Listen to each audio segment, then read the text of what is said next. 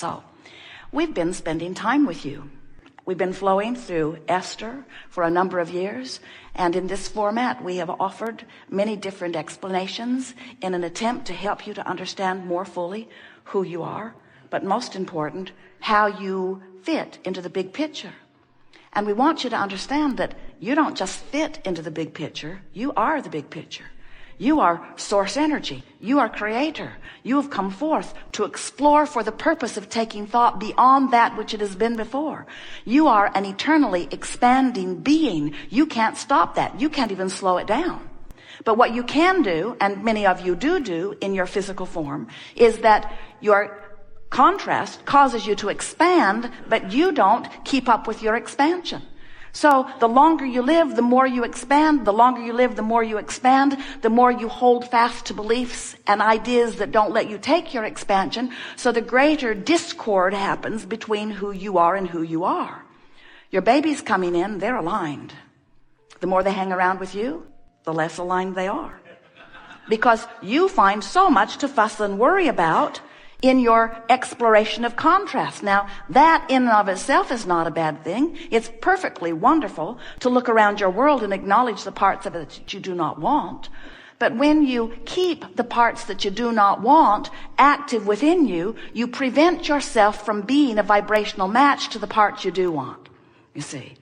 And we just want you to understand that you have the ability to do a much better job of tuning yourself than you usually do. Tuning yourself to the furthest expansion of who you are. Jerry and Esther have been making their way from California here for the last several days. And in the process, they've been thinking about ways that it could be better. And it's really fun to watch them constantly trying to figure out how this could be a little better and how this could be a little better. And so this morning, they were chatting about some new ideas they have about making their transfer from place to place the best that they can possibly think of. And as they are conjuring these new ideas and contemplating and chewing around them, Esther found herself pointing out something that happened a long time ago in a hotel parking lot on the other side of this continent. And Esther said, that was the day with that drive shaft disconnect that I really hurt my knee. And Jerry said, I remember that. And Esther said, maybe we shouldn't dig up bad things that we didn't like and activate them again now. And yet there is this walk down memory lane. Sometimes in the process of defining what you want, you're pointing out some of what you didn't want. And we say that's part of the deciphering process, isn't it? You don't really know clearly what you do want until you've lived a little bit of what you don't want. It's all part of the focusing process. But it's so interesting how in that focusing process you come to new conclusions that work better for you, but then it seems, and this is the thing that trips you up more than all other things put together, it seems, you defend your new choice by reminding yourself how bad it was before, not realizing that every time you return to that, you reactivate the vibration of that which keeps you from clearly and purely being a match to who you now are and what you really want. That's why family reunions feel so awful. You go back to that place where you used to live and back to that place where you used to vibrate differently, and you talk to those people who remember you as you were then, even though you are in a whole different vibrational place. And as you go there and focus and remember and look through family albums and watch those old videos and talk over old times, you activate who you were that does not jive with who you are. And when you do that, you feel less good the longer you do it. You say, oh, it's nostalgia. And we say, oh, it's disconnection from who you really are. So what's happening to you all day, every day, whether you know it or not, you are so magnificent in your physical bodies, you have forgotten you are vibrational beings first and foremost, is that all day, every day, you are becoming more. There is a vibrational version of you that has become and is becoming, that is the main event of you. When we say you are the creator of your experience, we're not kidding you even a little bit. You are not just the creator of your experience. You are the creator of you. You are the creator of the vibrational version of you who exists in a vibrational reality. Now, many of you would say, oh, this vibrational version, I don't know if I want to talk about the vibrational version. I'd rather talk about the reality that I see around me. And we say, that would be fine if you, the larger part of you, were not standing over here in this vortex of creation as the vibrational version of all that you have become. But you have. You have become a vibrational version of something more than you know here in your physical reality, because the manifestation is slow to catch up with the vibrational version. So if you spend your time focusing upon the reality, looking at the money that is now in your checkbook, looking at the people who are now in your life, looking at the person who is now not in your bed or that you would like to be in your bed, as you're looking at what is, as you are facing the reality of what is, you are in most cases depriving yourself of vibrational alignment with this vibrational version, which is where the larger part of you stands. And so when you do that, you deprive yourself of the alignment with who you really are. We're not just talking about the stuff that you slow down. We're not just talking about the money that you slow down, even though you're slowing it down. We're not just talking about the empires that you are putting on hold, even though you're putting empires on hold. We're not just talking about the creative things like books and paintings and sculptures and music that are ready for you to harvest, even though you are putting them on hold. We're not just talking about those things and those experiences that you are depriving yourself of. We're talking about you depriving yourself of, in this red hot moment, the fullness of who you are, the clarity, the stamina, the exhilaration, the flexibility, the dexterity, the knowledge, the knowing of who you are, the love of who you are, the life of who you are. You see, you can't have it both ways. You can't look where you've been and at who you are at the same time. Now, here's the thing we really, really want you to hear. And if you can get this, you'll have it all. The vortex of creation, where the vibrational version of you is present tense, as far as the creator within you and as far as we are concerned. When you ask for it, it's present tense. But you, bless your hearts, you've gotten so good at exploring the manifestation that you don't want to call it present tense until it's in your driveway. You don't want to call it present tense until others can see it. And we say, oh, it's so slow to have to wait for everybody to be able to see it. It's easy to tune in to stuff that's manifested. So what preachers and teachers have been saying to you for a long time about faith really applies here. Because what faith is a vibrational attitude. What faith is an awareness, a vibrational focus, an attention to what's in this vortex of creation. And if you can focus upon what you've asked for and no longer beat the drum of why you ask for it, I want this magnificent thing because it's so awful not to have it.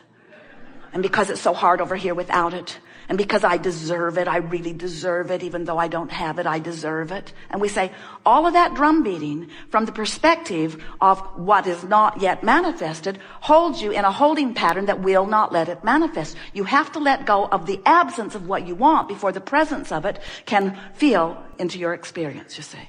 We want you to feel the reality of this vortex of creation. This is vibrational reality. We're not making this stuff up. Everything that you see that is manifested was first vibrational reality. And once it's been vibrational reality, everything that you see is first a thought upon longer until it takes form. Everything that you see that is manifested was first vibration. And the gap, the amount of time that it takes from the offering of the idea and flowing it vibrationally into your vortex and the full-fledged manifestation of it is as short as no time when you are a vibrational match to what you're asking for. The amount of time it takes for you to manifest things wanted is the amount of time it takes for you to get in the vortex and consistently stay there. So when we say to you, which will be the answer to every question that you ask today, it would be very boring by the end of the day. Go to the vortex, go to the vortex. And so some will say, well, what does that mean? And we say, it means stop doing whatever you're doing that's keeping you out of the vortex. What do I have to do to get in the vortex? Nothing. Well, then how come I'm not in there? because you're doing stuff that holds you out. Okay, so what do I have to do to get in? Nothing. Well, then how come I'm not in there? Because you're doing stuff that keeps you out. Abraham, are you deaf? Can't you hear what I'm asking? I'm not in the vortex. How do I get in? What do I have to do? Nothing. But you have to stop doing that thing that's holding you out. And your question is fair, because we've never seen anyone who could just stop thinking that thought. Because when you say, I'm not going to think that thought anymore, you're thinking that thought you're not going to think. I'm not going to do that anymore. Have you ever done that? I'm going to quit smoking. Sure you are. I'm not ever going to eat that again after this one. So what you have to do is start doing things that allow you vibrational proximity to the vortex. This vortex that spins in a place of pure positive energy, what that means is no resistant thought. In other words, when you say, I really, really want, what do you want? Call something out. I really, really want $100,000. I really, really want $100,000. That, if you could leave it right there, is a pure thought. But if your sentiment is, I really, really want the $100,000 that I don't have, not a pure thought. When you say, I want the money because I need it, not pure. I want the money because it is exhilarating and because it gives me freedom and because I can do this and this and this. When you talk about what you want and why you want it, it is usually a pure thought than when you talk about what you want and where it will come from and when it will come and who will bring it and how you will get it. In other words, there's a lot of things you do in your action-oriented exposure to life that hold you in vibrational patterns of disallowance. So we call those vibrational patterns of disallowance resistance. Resistance to the natural flow. And whenever you got resistance going on, it's indicated to you by your emotions of resistance. And emotions of resistance are always negative emotion. Emotions of resistance don't feel good, and emotions of allowance feel better and better and better. So if you have an emotion of resistance, so you're angry or frustrated or fitful or worried, when you feel worried, that means you've got this residual of resistance going on that is keeping you out of the vortex. And so you walk around not in the vortex, so comfortable with not being in the vortex that you don't even know what you're missing. But when you take the time to focus yourself into the vortex deliberately, into the vortex where your clarity is and where your exhilaration is, where your perfect rendezvous in every moment with everything that you want, where the universe is able to give you in moment after moment so much full life experience that you wonder why you would ever step out of the vortex. Once you consciously and deliberately spend more of your life inside this vibrational state of being that we are calling the vortex, where your own vibrational point of attraction is so purified by your own deliberate thought focus that you are not setting up your own resistance to your own well-being, then you begin to remember why you were born and what this physical experience was supposed to be about, what you had in mind. We have enjoyed this interaction immensely. It has been leading edge all day long, going to new places that not only you, but no one has been before. Exhilarating to find these new vibrational places. And the most exhilarating part of it all for us is not just the finding of the place. You see, your life, as it presented the issue or the problem or the situation, produced an equivalent solution that you were all kind enough to guide us to as we all took your bounce together. Did you see how that works? There is great love here for you. And as always, we remain eternally, never-endingly in the vortex.